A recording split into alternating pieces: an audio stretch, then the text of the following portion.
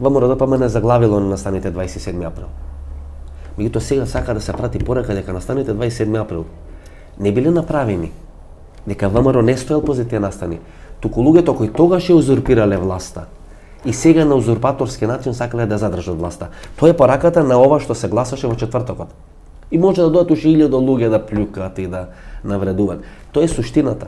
Дали ќе се соочат со реалноста денес, дали ќе се соочат за еден месец или за една година, небитно.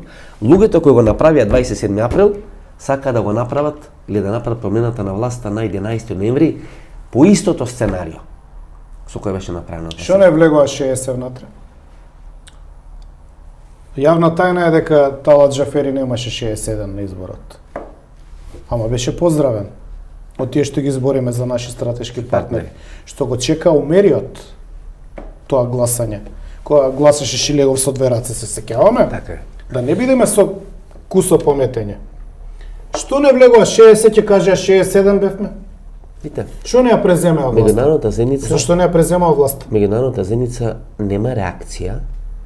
Нема реакција бидејќи ако реагираше меѓународната заедница и го поздравеше гласањето за власта, Москва ќе можеше да рече ние тоа ќе го направиме на било која друга територија или место на Европската унија или во Европа или на европскиот Не, континент. доволно е тука.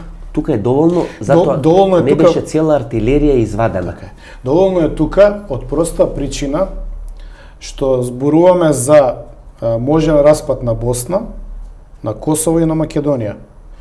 И во една перверзна разврска, можниот распад на Косово, Македонија и Босна и одговара и на Хрватска, и на Србија, и на Албанија.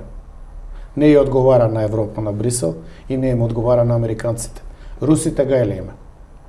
Бидејќи историски, јас знам многумина од панславизмот ќе се навредат.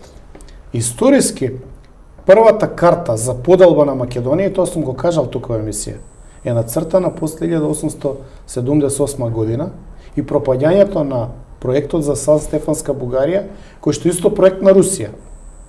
Значи, кога пропаѓа тој проект, под закана на Англија, Британија и Австро-Унгарија со директна војна отварање против Москва, и кога се враќа Македонија во рамките после 3 месеци на Отоманското царство, и тој Берлински конгрес каде што како во Охридскиот рамковен договор се запишани новите права за рајата, кои што никогаш не се испроведени и затоа е оформено ВМРО во 1893 година, практично се почнува со варијантите за поделба на Македонија.